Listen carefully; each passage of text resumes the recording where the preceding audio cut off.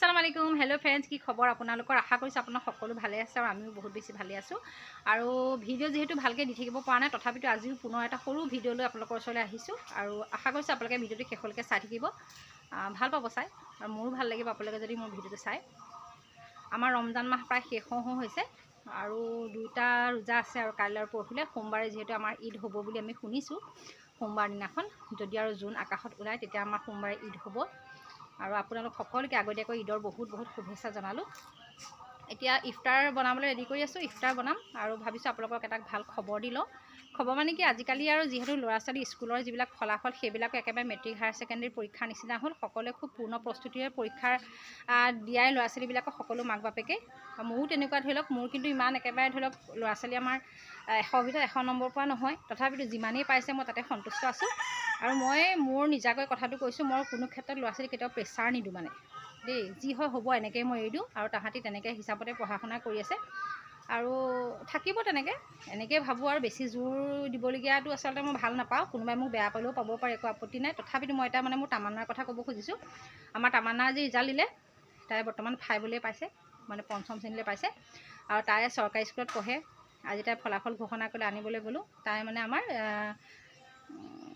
তাহাঁতৰ ক্লাছত আছে 16টামান ল'ৰা ছোৱালী আছে, তাৰ ভিতৰত তাই 5 নম্বৰত পাছ কৰিছে, উত্তীৰ্ণ হৈ 5 নম্বৰত পাছ কৰিছে। তাই ভাল লাগিলে ৰিজাল্টটো পাই পেলাই। আৰু এটা কথা কাৰণে খুব বেছি ভাল লাগিলে, যোৱাবাৰ মানে তাই 9 নম্বৰত পাছ কৰিছিলে দেই। তাই মানে যোৱাবাৰ 9 নম্বৰত পাছ কৰিছিলে আৰু এইবাৰ তাই মানে 4টা ল'ৰা ছোৱালীকে তাই আগবাঢ়িলে, তাই 5 নম্বৰে আহিলে। সেইটো কথা কাৰণে মোক খুবেই বেছি ভাল লাগিছে যে মই তাই নিজেও অলপ কনচিয়াছ হৈছে ন কথাটো। যোৱাবাৰ তাই যেতিয়া 9 নম্বৰত তাইৰ নামটো আহিছিলে, তাই মানে পানী আহিলে নি? অঁ, পানীৰ কাৰণে আমাৰ বহুত দিগদাৰ, পানী নাহে যে। তাৰপৰা তাই মানে যোৱাবাৰ যেতিয়া তাই 9 নম্বৰত পাছ কৰিছিলে, তাই মানে মনটো খুব দুখী হৈ আহিছে বুলি কৈছে। তাই মানে খুব মনটো দুখী হৈ আছিলে বোলে, মই 9 নম্বৰত পাছ কৰিলোঁ, মই ইমান মনটো বেয়া লাগিছে। তাৰপৰা এইবাৰ তেতিয়াৰ পৰা তাই মানে খুব ভালকৈ পঢ়া শুনাত মন দিছে। আৰু এইবাৰ তাই যিহেতু 5 নম্বৰত পাছ কৰিলে, সেইকাৰণে খুব বেছি ভাল লাগিলে, ভাবিলোঁ আপোনালোকৰ কথা জনাই লওঁ। আৰু ইফতাৰৰ সময় ইফতাৰ ৰেডি কৰি আছোঁ, আপোনালোকক দেখাম কি কৰি আছোঁ। আৰু ভিডিঅ'টো আপোনালোকে চাব কিন্তু দেই, শেষলৈকে চাই থাকিব, তেতিয়া ভাল লাগিব। আৰু বহুত কাম, পানী যে আমাৰ অহা নাই, পানী আমাক ইমান জ্বলাইছে কি ক'ম আৰু। এতিয়া পানী আহিছে, পানী ধৰিবগৈ লাগিব।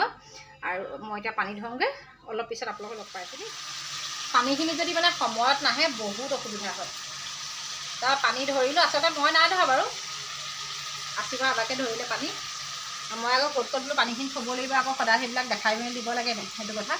তাৰপিছত মই এতিয়া ইফতাৰ বনাবলৈ লৈছোঁ। আৰু কাপোৰখন যে মূৰত যে লগাই লৈছোঁ, মই এখন এনেকৈ মাৰি থাকিলে মই শান্তি পাওঁ।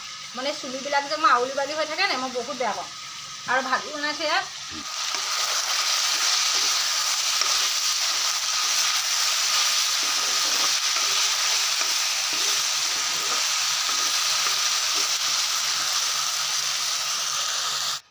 ইফতাৰত খাবৰ কাৰণে হালোৱা বনাইছোঁ আৰু ৰুটিও বনালোঁ। শাক ভাজিছোঁ, ৰুটিৰ লগত শাক ভাজি খাই আমাৰ মানুহজনে ভাল পায়, আৰু তেওঁ শাক ভাজি খাই ভাল পায়, সেইটো কথা কাৰণে শাক ভাজি বনালোঁ, ৰুটিও বনালোঁ, লগতে হালোৱা অকণ বনাম বুলি ভাবিছোঁ।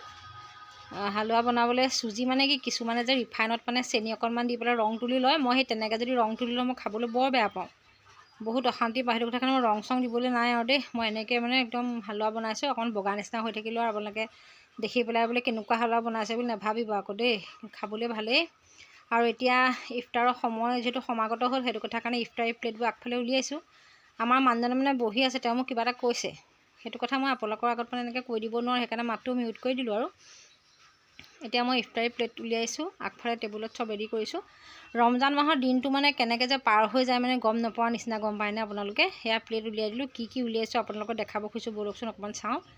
এয়া মই হালোৱা যে বনাইছিলোঁ, বাতিত হালোৱা উলিয়াই দিছোঁ। তাৰপিছতে এইফালে শাক আলুগুটি ভাজিছিলোঁ নে, এইটো বাতিত শাক আৰু আলুগুটি দিছোঁ। শাক আলুগুটি ভাজি অকণমান ভাজিছোঁ, কাৰণ বেছিকৈ যদি ভাজা হয় থাকি গ'লে বহুত লোকচান হয় বস্তু। তাৰপিছত এইফালে ৰুটি বনালোঁ। তাৰপিছতে এয়া জেলেপি, এয়া আকৌ ব্ৰেড কাষ্টাৰ্ড ধুনীয়াকৈ বনাইছোঁ, খাবলৈ খুব টেষ্টি হয়। এয়া আঙুৰকেইটা আজি পিছত টেঙা হ'ব দেই, দেখিয়ে গম পাইছোঁ মই। তাৰপৰা এয়া খেজুৰ, সকলোবিলাক এনেকৈ উলিয়াইছোঁ। আৰু এয়া বৰমাকৰ ঘৰৰ পৰা দিয়া প্লেটখন, ৰুটি, বুট ভাজি, পকৰি, তৰমুজ এইবিলাক দিছে। তাৰপাছত এয়া আজিৰ প্লেট। আৰু ভিডিঅ'টো বেছি দীঘলীয়া কৰি গৈ নাথাকোঁ, সকলো ভালে থাকক। আজিলৈ আহিছোঁ। ভিডিঅ'টো এবাৰ চাই কেনেকুৱা পালে কমেণ্ট কৰি পেলাই জনাবলৈ নাপাহৰিব দেই, ক'ব আৰু ভিডিঅ'টো চাই কেনেকুৱা লাগিলে। শেষত মোৰ ফটো এখনো লগাই দিলোঁ।